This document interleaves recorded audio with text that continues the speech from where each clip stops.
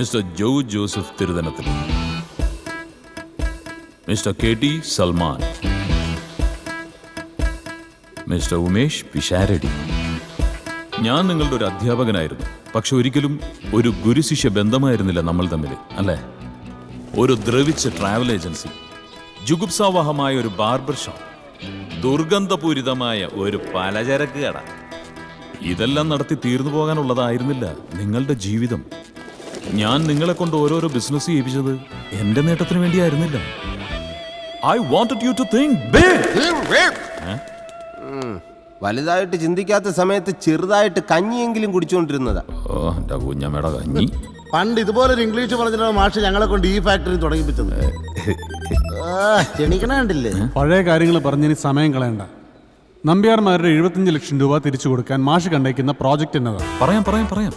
ഒരു നിശ്ചിത സ്ഥലത്ത് വെച്ചിട്ടുള്ള അച്ചടിച്ച മൂല്യങ്ങളുള്ള കടലാസ കഷ്ണങ്ങളുടെ സഞ്ചയത്തെ നമ്മുടെ ശാരീരികമായ പ്രാഗൽഭ്യം ഉപയോഗിച്ച് സ്ഥാനമാറ്റം വരുത്തി നമ്മുടെ ലക്ഷ്യത്തിനായി ഉപയോഗിക്കുന്നു. Got it? വീണ്ടും വട്ടായ അച്ചടിച്ച മൂല്യങ്ങളുള്ള കടലാസിന്റെ സ്ഥാനമാറ്റം. മോഷണം.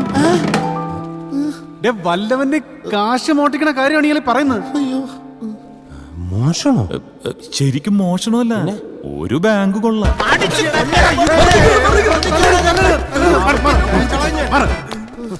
വിട്.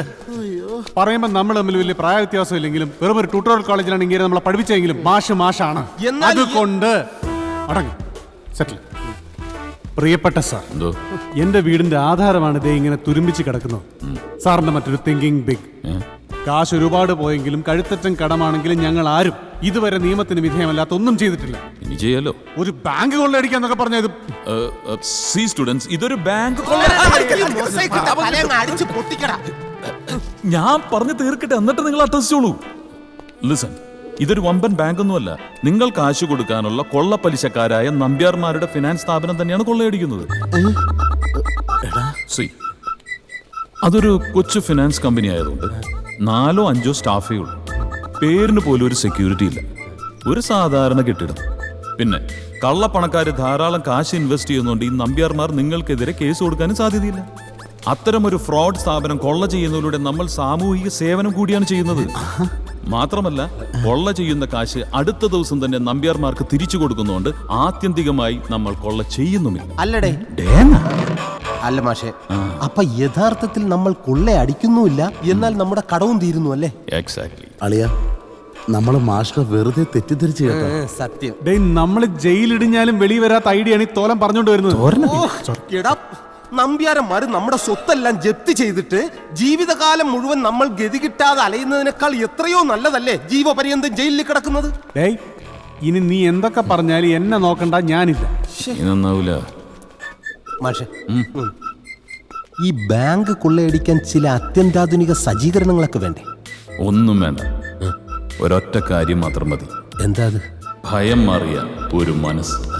അതിനിപ്പോ എവിടെ പോവാൻ? ഇവന്റെ കാണോ?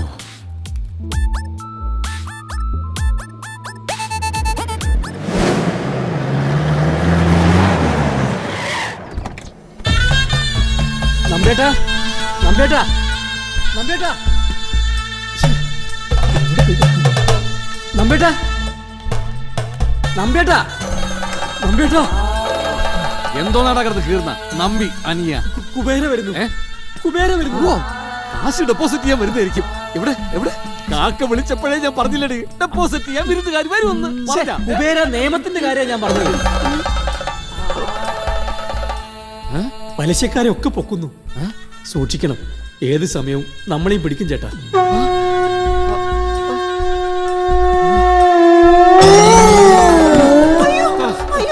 നമ്പേട്ടാ, ഹാർട്ട് അറ്റാക്ക് ആയിരിക്കും. വേഗം സിറ്റി ഹോസ്പിറ്റലിൽ പോവാം. നമ്പേട്ടാ, അവിടെ പോണ്ട. അവന്മാര് നമ്മളെക്കാളും കഴുത്തറപ്പന്മാരാ. ഇത് പിന്നെയും താങ്ങാം, അവന്മാരെ ബില്ല് താങ്ങാൻ പറ്റൂല. നീ പോയി അമൃതാഞ്ചി എടുത്തോണ്ട് വാ. ഡോക്ടറെ നമുക്ക് ഇങ്ങോട്ട് വിളിക്കാം നമ്പേട്ടാ. എനിക്കൊന്നും ഇല്ലടാ, ഇതുവരെ എത്തി, ഇത്രയൊക്കെ നേടി. അതിനിടയിലാണ് അവന്റെ അപ്പൂപ്പന്റെ ഒരു കുബേര. നീ ഇപ്പൊ തന്നെ എല്ലാ ബ്രാഞ്ചിലും വിളിച്ചറിയിക്കുക. നമ്മള് പുറത്തിറക്കിയിരിക്കുന്ന കാശ് എത്രയും പെട്ടെന്ന് തിരിച്ചു പിടിക്കാൻ വിളിക്കേ. എടാ ജോയും ടീമും കാശ് തരാന്ന് പറഞ്ഞ അവസാന അവധി നാളെയല്ലേ? അതെ, തന്നില്ലെങ്കിൽ അവന്മാരും പിടിക്കണം നമ്പ്യാ. ആ ഭദ്ര ഓ ജബ്ബാറേ മുതലാളി ഉറക്കം എണീറ്റോ? നാളെ എല്ലാവരും കൂടെ ഉണ്ടാവണം. ചാപ്പാട് ഓടിച്ച് കിടന്ന് ഉറങ്ങിക്കളയരുത്. ഇല്ലേ? ആ ജോയും കൂട്ടുകാരെയും ചിലപ്പോ ഗോഡൌണിൽ എത്തിക്കേണ്ടി വരും. ആ ശരി മുതലാളി. ഫിക്സ്. നീ വന്നേ. ആ ബാങ്ക് വരെ ഒന്ന് പോയിട്ട് വരാം. വാ.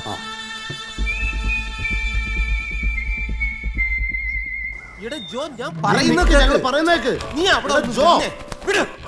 എടാ, മരണം വരെ സത്യസന്ധനായി ജീവിച്ച ഒരു പോലീസ് ഓഫീസറുടെ മകനാണ് ഞാൻ. അതുകൊണ്ട് കടപ്പെട്ട് നിൽക്കുകയാണെന്ന് കരുതി കണ്ടവന്റെ സ്വത്തടിച്ചു മാറ്റാനൊന്നും എന്നെ കിട്ടത്തില്ല. എടാ, നമ്മുടെ കടം തീർക്കാൻ ഇതിനേക്കാളും നല്ല ബെറ്റർ ഐഡിയ വല്ല നിന്റെ ഉണ്ടോ? ഇല്ലല്ല, പിന്നെ നീ കൂടുതൽ ഷോ കാണിക്കല്ലേ ജോ. എന്റെ ഭാഷ ഇത് പിടിക്കപ്പെട്ട ഹലോ? ക്രിമിനൽ ഒഫൻസ് ആണ്. ഇതിന്റെ പ്രത്യാഘാതങ്ങൾ എന്താണെന്ന് നമുക്ക് അയ്യോ ആണോ? എന്നാടാ? തീരൂടാ. നമ്മളെല്ലാവരും നാളെ വൈകുന്നേരത്തോടു കൂടി തീരും. നീ കാര്യം തെളിച്ച് പറ. എടാ, നമ്പ്യാരന്മാര് ഒരു ലോഡ് ഗുണ്ടകളുമായിട്ട് നമ്മളെ പൊക്കാൻ ഇറങ്ങിയിട്ടുണ്ടെന്ന്. നിന്റെ അടുത്ത് ആര് പറഞ്ഞു? ചക്കര. ആര്? ചക്കരേ? ഒന്നുമില്ല. ഈ ചക്കരയെന്ന് ലോകത്തിലെ രണ്ട് വസ്തുക്കളെ വിശേഷിപ്പിക്കാറുള്ളൂ. ഒന്ന് ഭക്ഷിക്കുന്ന ശർക്കരയെ, രണ്ട് പ്രേമിക്കുന്ന പെണ്ണിനെ. ആദ്യത്തെ ചക്കര എൻ്റെ അറിവില് മൊബൈൽ ഫോണൊന്നും ഉപയോഗിക്കാറില്ല. ആരുടെ? രണ്ടാമത്തെ ചക്കര തന്നെ മൂത്ത നമ്പ്യാരുടെ ഭാര്യ രാധിക. അയ്യേ, ഇതിലെനിക്ക് പങ്കില്ല. ഇതൊക്കെ എപ്പോഴേ? നമ്മൾ വാങ്ങിച്ച കാശിന്റെ ആദ്യത്തെ പലിശ കൊടുക്കാൻ ചെന്നപ്പോഴാ ഞാൻ ആ മുതലിനെ പരിചയപ്പെടുന്നത്. പിന്നെ പലിശ കൊടുക്കാൻ അവളല്ലേ കാശ് തന്നുകൊണ്ടിരുന്നത്.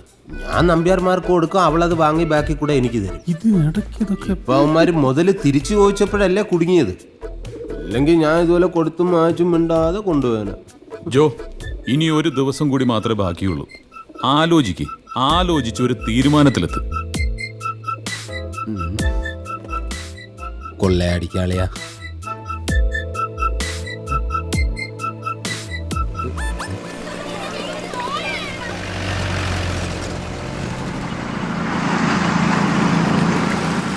ദേവമോളെ, ആ പപ്പേട്ട പുതിയ കോളെന്തെങ്കിലും ഉണ്ടോ? വെഞ്ചാപ്പൂരിക്ക് ഒരു ഓട്ടം വന്നിട്ടുണ്ട്. 3 ലേഡീസാ, ഒരാഴ്ചത്തെ ട്രിപ്പാ. പറ്റൂ? പറ്റുമോന്നോ? ആരാ പാർട്ടീസ്? ഊട്ടിയിൽ ഏതോ കോളേജിൽ നിന്ന് ഡോക്യുമെന്റ് എടുക്കാൻ വന്ന പിള്ളേരാ. നാളെ രാവിലെ 9 മണിക്ക് ബെഞ്ചാപ്പൂരിക്ക് പോകണം, ലാമ കോളനിയിൽ. ഓക്കെ? പപ്പേട്ടൻ എനിക്ക് ഗുണം വരുന്നതേ ചെയ്യുള്ളൂ എന്നറിയാം. എന്നാലും കാശിന്റെ കാര്യത്തിൽ എങ്ങനെയാ? നീറ്റ് സെറ്റപ്പ് ആണല്ലോ അല്ലേ? ആ പിന്നെ നല്ല കാശുകാരാ. ഒരാൾ MBA അനന്തരവളാ. റിസോർട്ട് ഞങ്ങളോട് ഒന്നിനും ബാർഗൈൻ ചെയ്തിട്ടില്ലെന്നേ. ആണോ? ഈശ്വരാ, എന്നോടും ബാർഗൈൻ ചെയ്യല്ലേ. 100 കൂട്ട ആവശ്യങ്ങളുള്ളതാ. അപ്പൊ കൃത്യം 9 മണിക്ക് റിസോർട്ടിന്റെ നടയില് ദേവ് റെഡി. നെയ്യപ്പം എടുത്തോണ്ട് പോവല്ലേ? അടിക്കല്ലേ ബിന്ദു. 2 സുഹിയനും ഒരു കട്ടൻ ചായ. ഈ പല്ലിയേക്കണ ബ്രഷാരിത് ഇവിടെ കൊണ്ടുവച്ചത്. കയ്യേറേ, അത് ബ്രഷൊന്നും അല്ല. തറ കിടന്നാ മതിയായിരുന്നു.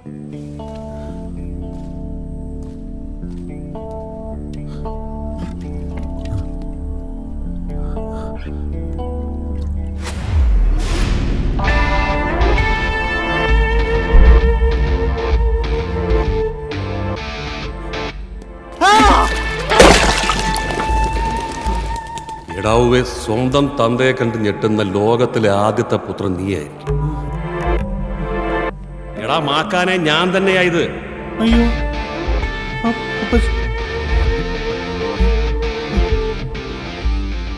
ഇതെന്ത് വേഷം? ഇതെങ്ങനെ ഇവിടെ? മരിച്ചുപോയെന്ന് കരുതി നീ എന്നെ വില കുറച്ച് കാണരുത്. അയ്യോ, അങ്ങനല്ല. അപ്പച്ചന് മൊത്തത്തിലൊരു മാറ്റം. ഇതിപ്പോ ഒരു ജാങ്കോ സ്റ്റൈൽ. ആരുടെ കുഴപ്പം?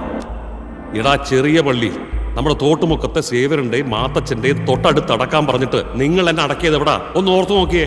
ആ ബാംഗ്ലൂരിൽ വണ്ടി ഇടിച്ചെത്ത ജിമ്മി ചെറുക്കന്റെ തൊട്ട അയൽവക്കത്ത്. അവനായിപ്പോ എന്റെ കമ്പനി പിടിച്ചു നിൽക്കണ്ടേ മണിയാ. അപ്പച്ചൻ അമ്മച്ചിയെ പോയി കണ്ടായിരുന്നോ? എന്തിന്?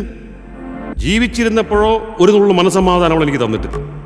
വല്ല വിധേനെ അവളെന്ന് രക്ഷപ്പെട്ട് ഇവിടെ എത്തിയതും പോരാ, ആ ഏരിയയിലോട്ട് ഞാൻ. അപ്പോ എന്നെ കാണാനായിട്ട് മാത്രം വന്നാന്നോ? പിന്നെ കാണാൻ പറ്റിയ ഒരു ചളുക്ക്. ഞാൻ ചുമ്മാ ഈ വഴിക്ക് പോയപ്പോ കയറിയതാ. നീ ബാങ്ക് കൊള്ളടിക്കാൻ പോണ? അപ്പച്ച, കേരളത്തിലെ ഏറ്റവും സത്യസന്ധനായ പോലീസ് ഓഫീസറിന്റെ മകൻ അങ്ങനെ ചെയ്യുമെന്ന് അപ്പച്ചന് തോന്നുന്നുണ്ടോ? ലൊട്ട ചെയ്യണം. എടാ വല്ല വിധേനയും 10 കാശുണ്ടാക്കി ആ കടമൊക്കെ തീർത്ത് സെറ്റിലാവാൻ നോക്ക്. നേരെ ചൊവ്വേ നിന്നെ കൊണ്ട് ആ കാശുണ്ടാക്കാൻ പറ്റുമെന്ന് എനിക്ക് തോന്നുന്നില്ല. അത് ആ മാഷ് പറഞ്ഞ ഐഡിയ കൊള്ളാം. അപ്പച്ച, നീ ഓവറാക്കണ്ട. നിനക്കൊരു പാതി മനസ്സുണ്ടെന്ന് എനിക്കറിയാം. ഈ അവസരത്തിൽ ഒരു മാലാഖയെ പോലെ എന്നെ നേർവഴിക്ക് നടത്തേണ്ട അപ്പച്ചനാണോ ഈ... മക്കളെ, ദൈവമാവാൻ അവസരമുള്ളപ്പോൾ എന്തിനാടാ വെറുതെ മാലാഖയാവുന്നത്? മോണ്ടിക്കാന്നാ പോയി ചെയ്യടാ. ഇതൊക്കെ ഒരു വലിയ കളിയുടെ ഭാഗമായി കണ്ടാ മതി. കളിയാ? ആ കളിയല്ല, ഒരു മാസ്റ്റർ പ്ലാൻ. ഈ പ്രപഞ്ചം നിന്നെ കൊണ്ട് കളിപ്പിക്കുന്ന ഒരു കളി. ദൈവമാവാൻ അവസരമുള്ളപ്പോൾ എന്തിനാടാ വെറുതെ മാലാഖയാവുന്നത്?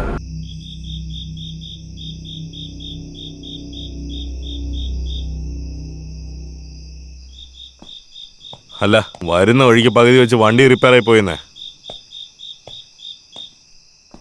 അതെ, ഞാനിപ്പോ നടന്നാ വന്നോണ്ടിരിക്കുന്നേ. ഞാനേ ടാക്സി വിളിച്ചു വന്നേക്കാം, നീ വിഷമിക്കണ്ട കേട്ടോ. നിങ്ങളൊക്കെ കഴിച്ചിട്ട് കിടന്നുറങ്ങ്, വിഷമിക്കണ്ട കേട്ടോ. ഞാൻ സൂക്ഷിച്ചു വന്നോളാം. ശരി ശരി ശരി ശരി ശരി വെയ്, ഞാൻ വന്നേക്കാം. ശരി. ശരി, നീ ഫോൺ വെയ്. ശരി.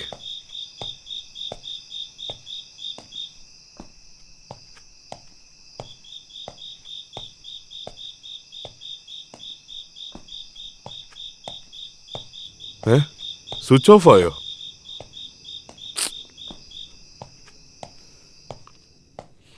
എന്തൊക്കെയാണോ?